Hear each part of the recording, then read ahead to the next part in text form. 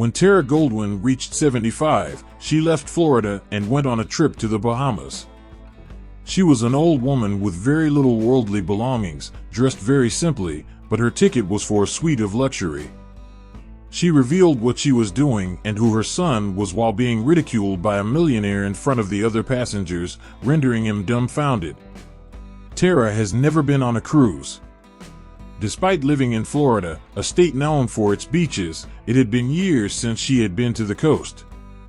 She had found it more difficult than ever to enjoy life due to the present economic slump and the fact that she had retired. Nearly all of Tara's money was used to take care of her household duties and tax obligations. But despite being 75 years old, she was scheduled to travel to the Bahamas that day. It turns out that this cruise wasn't just ordinary cruise. A lot of the suites, casinos, and fine dining options were on this opulent ship. Only the old woman who had been accumulating money for years to buy her ticket and really wealthy people went there. Tara would be visiting this site for the first time, as she had only heard of it from the internet and television. She didn't know what to expect specifically, but she was adamant. When Tara got out of the taxi and arrived at the Miami port, she wasn't sure what to do. She looked around for a sign or someone who could help her, but all she saw were happy, well-dressed people with friends or family surrounding them. Everyone seemed to know exactly where to go, as if boarding a luxurious cruise ship were a regular part of everyone's life. While she was alone, neither that fact nor her age could be used as an excuse for cynicism. Despite how intimidating it can be to be there, she also felt a sense of accomplishment. He would be on his first international trip. In particular, she was eager to take use of that magnificent cruise ship. Lines for boarding formed as soon as the bell rang. Although there were some shorter lines and some longer ones, Miss Tara stepped into the line that was closest to her. She was clumsily pulling her luggage behind her with every step. No one was willing to help the elderly woman. The person who was most casually dressed there, incidentally, was the woman. Tara thought she would run into some individuals there. Despite the fact that she was a simple elderly woman, nobody seemed to want to talk to her. Everyone in the line I was in had to pass through a metal detector before showing their ticket to the boarding inspector. The alarm went off when it was Tara's turn, startling the woman and drawing everyone's attention in every row. When a guard ordered Tara to get out of line so he could inspect her body, she felt very humiliated. The guard was looking for any possible contraband that the elderly woman might be carrying as she stood there with her arms outstretched. As the line came to a complete stop, the grumbling became louder. "It had to be an elderly woman, right?" a young woman remarked. The guard then identified the alarm's origin. There were several keys hidden in Tara's stocking. Every time she left the house, whether it was to go to the market or another city, she put her keys in her pantyhose, and this time was no different. People in line began laughing out and criticizing the elderly woman when they saw her removing her old shoes so that security could collect the keys from under her sock. As Tara's shame increased, she experienced depression and remorse. It was merely a key, therefore I had never encountered anything like it before.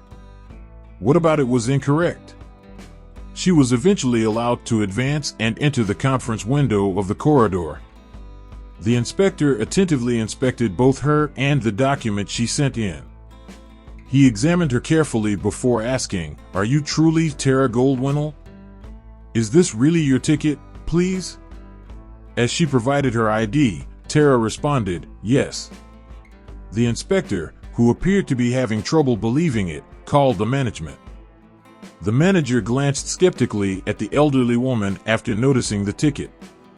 Tara was once more being awaited by the line. The chuckles intensified. Two madams crossed their arms and tapped their feet anxiously. The old woman had no understanding why this was happening and just hoped that those men would believe her. The manager then stated, "All right, you can board, but you are in the wrong queue." He pointed to the section for executive travelers and said, "The ladies' queue is right there, for premium consumers." The ladies in the row behind her gave her a startled look. good or bad? How can a wretched beast own a luxurious suite? Look at her shoes, one of them cried. Something is strange about this. The comment made Tara a little uncomfortable, so she quickly apologized to the manager before switching to the other queue, which was much shorter and contained people who were even better dressed. She showed the inspector her ticket and was allowed to board. The judgmental looks greatly bothered her, but she was helpless to stop them. Others had no idea it was there at all. It didn't seem to be there. In actuality, nobody could have foreseen what would occur there. Tara had never seen a ship that size before. How could something that big be able to float? She did, however, have reason to think that everyone on the cruise ship and the ship itself are in command. She was in awe of him but didn't know what to do. Anyhow, where were the luxurious suites?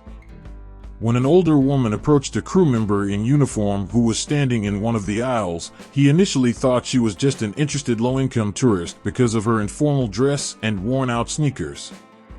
Only VIP visitors may use these accommodations, ma'am. The crew member smiled brightly at a handsome, well-dressed man who also needed help and turned her head away from her. She said, "I urge you seek for your accommodations." Then, after walking by a group of people, Tara decided to join them. It looked like they were going in the right direction. She had to be the lone redneck in the neighborhood who wasn't a cruiser. It was even more obvious that nobody liked being around her because she was an elderly woman who was both poor and appeared to be poor. When someone said anything close to her, Tara would try to respond politely and maybe even start a conversation, but most people would just be evasive and leave her alone again.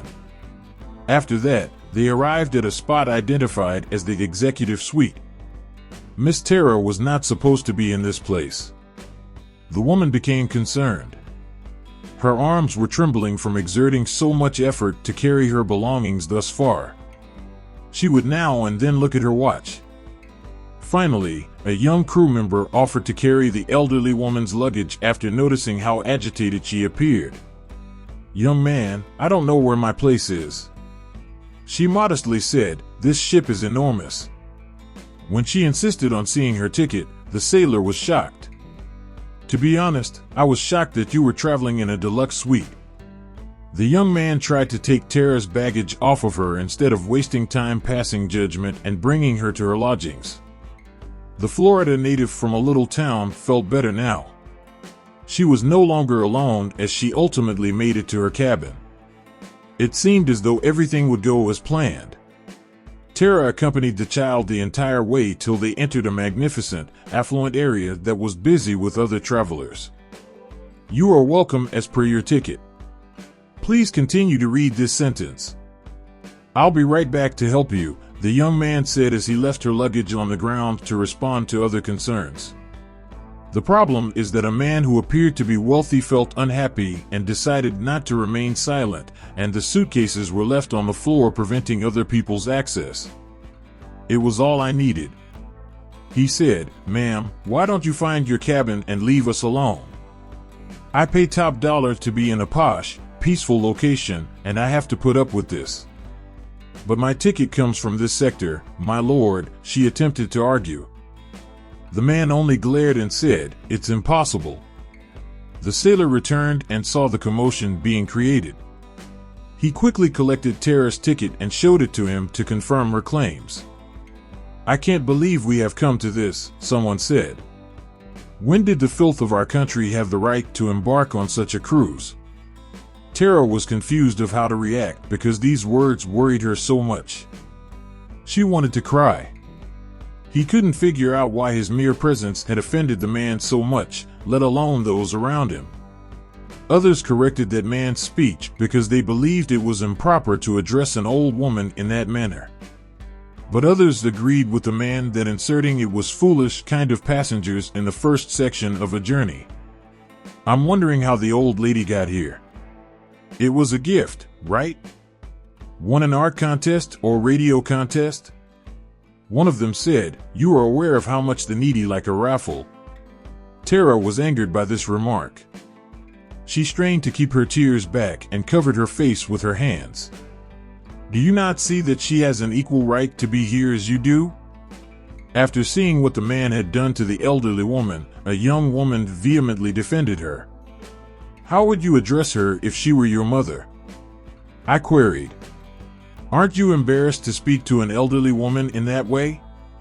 At that precise time, every person in the lobby with access to the luxury rooms began to object. Rich people were arguing and fighting in an arena that had been constructed out of the most expensive part of the ship.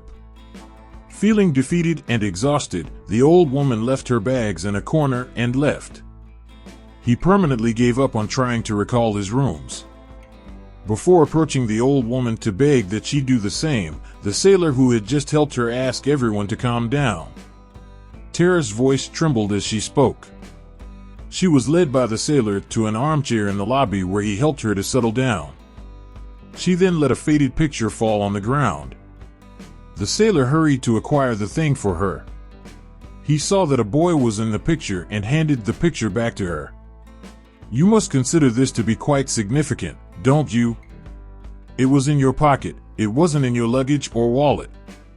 You must truly like that individual in the picture," he commented. Tara handed the picture back and stroked the face on it tenderly while gazing at it. He smiled for the first time since leaving the Miami port. He said, "This is my son. He's a captain," she shouted gleefully. "And the boy in the picture is currently in charge of this expedition." As soon as they heard this, everyone in the battle stopped fighting.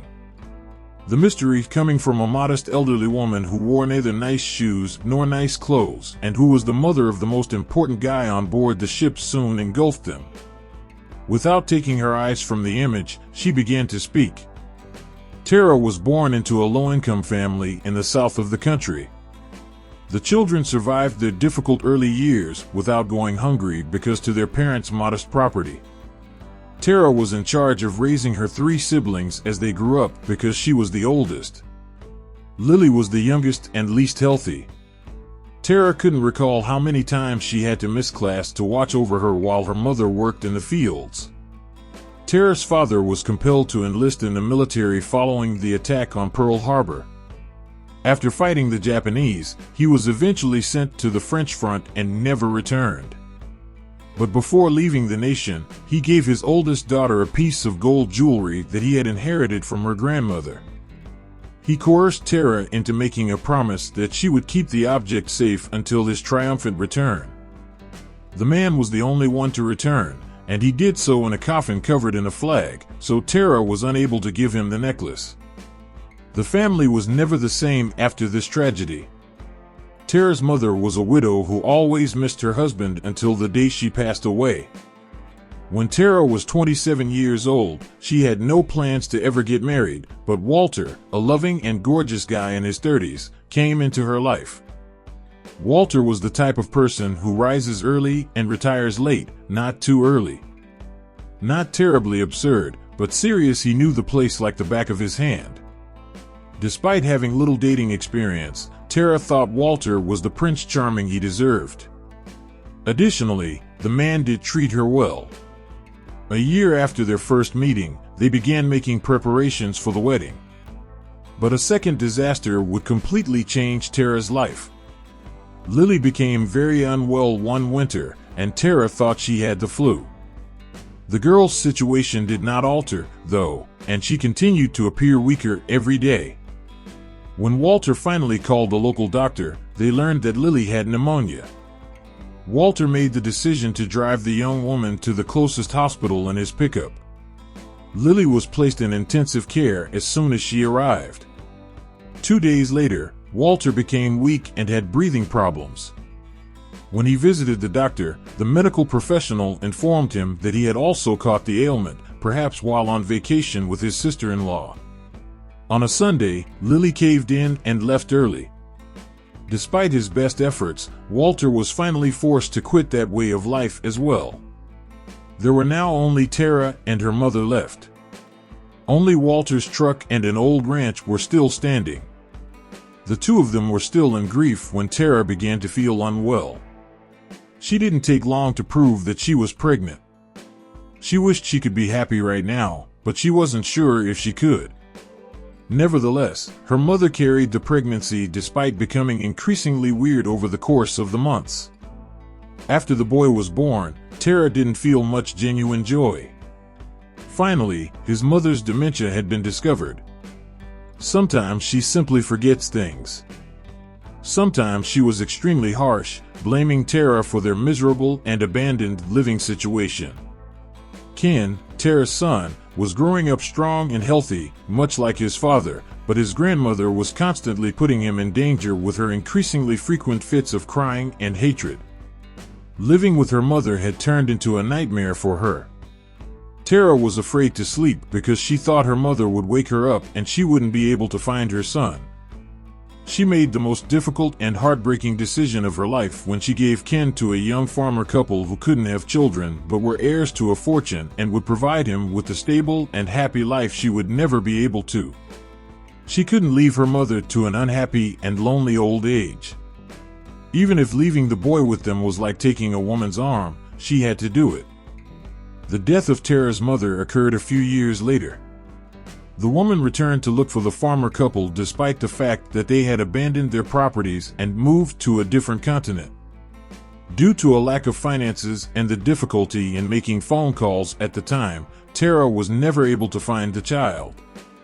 She was responsible for the years she had lived, yet she never stopped attempting to get in touch with others who could have knowledge. She never had any luck, so she just prayed to God every night that he would be okay and would forgive her. Tara just now learned what had happened with Ken. She used a nonprofit group to help her with comprehensive tracking, which was now finished. She was traveling on the same opulent ship that Ken was now in command of. The group helped her raise funds to get that ticket in the opulent suite so she could be as near to her child as possible. She discovered herself in the middle of a tumultuous scene in the ship's foyer as the result of years of expectation. She said, "I'm still not sure if or how I'll be able to meet him. But at least I know what happened and am certain that he is okay. I'm satisfied with it." Miss Tara remarked, "I can end this existence right now." They were all listening carefully as she was surrounded by total quiet. Some people apologized for their statements. Some people were crying. Some individuals thought back on their pasts. In actuality, no one could listen to what the old lady in the tattered shoes had to say without feeling upset. She was so overcome with emotion that she missed the sailor who had helped her leave the foyer to head to the crew's control room. The ship's loudspeakers quickly began to play a message that said, "Gentlemen passengers, I would appreciate a minute of your attention. Ken Goldwennel, your captain, is present. The experiences you will have at sea over the next few days, despite the fact that our trip has not yet departed from the port, I hope will have the power to change your life. The path we take is seldom straight. The circuitous route is accompanied by large storms and enormous waves. You must consequently be able to utilize judgment, maintain equilibrium, and have a strong hull. I want to underline that life's journey does not always include happy moments. The crossing will be difficult, just like the waves in the water.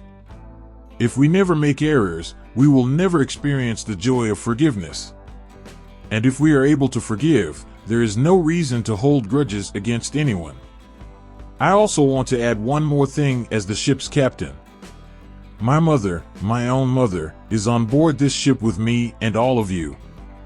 Since I know I could never tell her, I'll say it now to let her know that I don't hold any resentments against her. Absolutely nothing. I've already made up with her. The temperament of my mom saved me. Even before I knew you, I had loved you." Captain Ken's words brought passengers and crew to tears. Claps could be heard in all of the ship's public and sleeping areas. Miss Tara had tears streaming from her eyes. Soon after, a tall, graying guy wearing a sailor's uniform arrived in the foyer of the ship's suites. For the first time in more than 45 years, Tara was able to visit her son. She thought she couldn't bear it, but Ken snatched her up and tightly hugged her.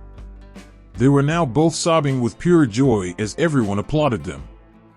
The pendant that belonged to Tara's father, who had died in the fight, was taken out of her pocket and given to her son. It was the final thing left in the family's possession. Ken hugged Tara once more and whispered in her ear, "I knew you would never give up on me. Thank you for finding me." If you liked the story, I ask you to please leave a like, and this other video that is appearing on the screen now will probably move you too. Good session, and until the next video.